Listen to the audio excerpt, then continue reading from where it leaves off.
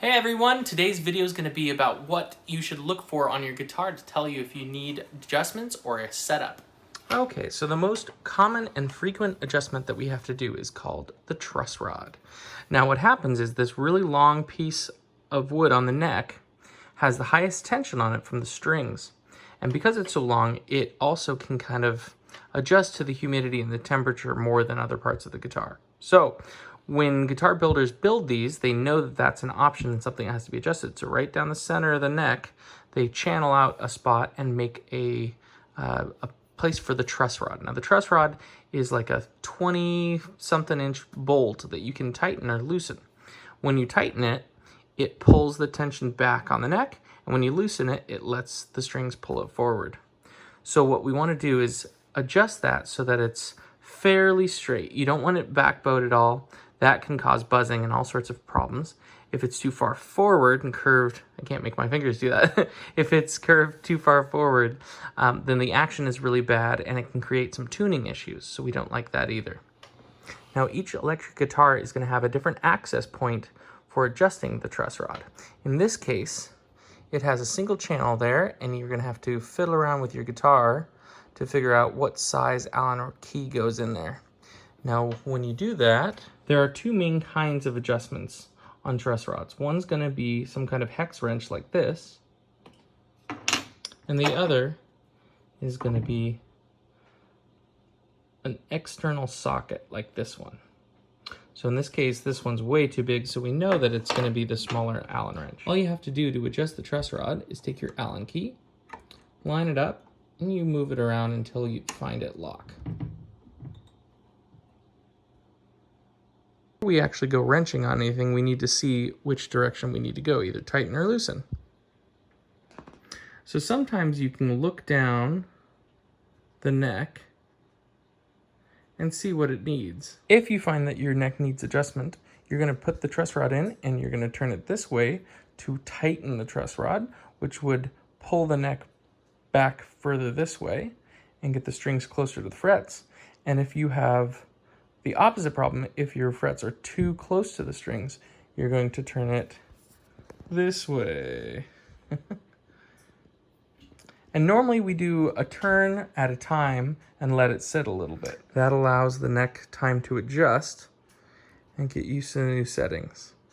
Then you go back and do that same tap test again. Okay, now that you've adjusted your truss rod and you know that the truss rod is straight, there's a couple other things that you should check.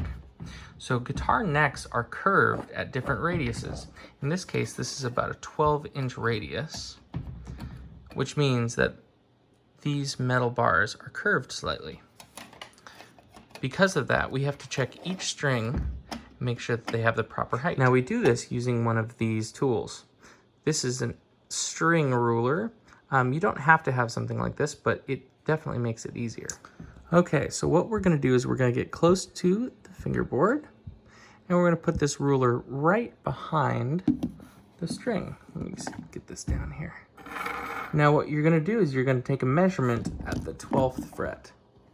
So the 12th fret is the one right here, just above the double dots. Now in this case, we're going to slide this down until you can barely see where the black line is. So in this case, I see it right about 0.030, which is pretty low action. And so this thing, if there was no buzzing, this is actually a pretty decent setup. We're going to go ahead and check the next string just to make sure that it's following the curve. So this one matches that. We'll go all the way down the line. That one just is a little bit higher than 0.030, so I'm going to probably drop that one. Same thing on that one. And all the way down the line. If those numbers look like they're all matching or pretty close, then you should be fine to go ahead and play. But if you find that there are random numbers higher and lower and they're not in a consistent fashion, then that means something's wrong with the bridge on this side of the guitar, and you should either pick up a repair book and learn how to do it yourself, watch one of my other videos, or take it to a qualified shop when you get a chance. Now there are a couple other things that a professional shop is going to check out, like intonation and general health of the guitar. You can check like some of the creases down here, make sure that there's no cracks developing, or you can have them check out the electronics too. So I highly recommend a shop, but if you want to just see what the numbers are so that you can be informed, this is a good way to start. Another thing that you can do that's very useful is to go through and take measurements of your favorite playing guitar and write those down. You can hand that over to your shop tech and they can get your other guitars into those same specs. So typically setups are required every 4 to 6 months, but every once in a while you'll need them more often than that based off of whether you're traveling or if you've just had really extreme weather. You'll notice that you'll need one when you have really bad buzzing in certain locations on the neck, or if the action's really high because your neck's kind of curved forward and you're either playing out of tune. There's a whole list of stuff, so we're gonna go through a couple options.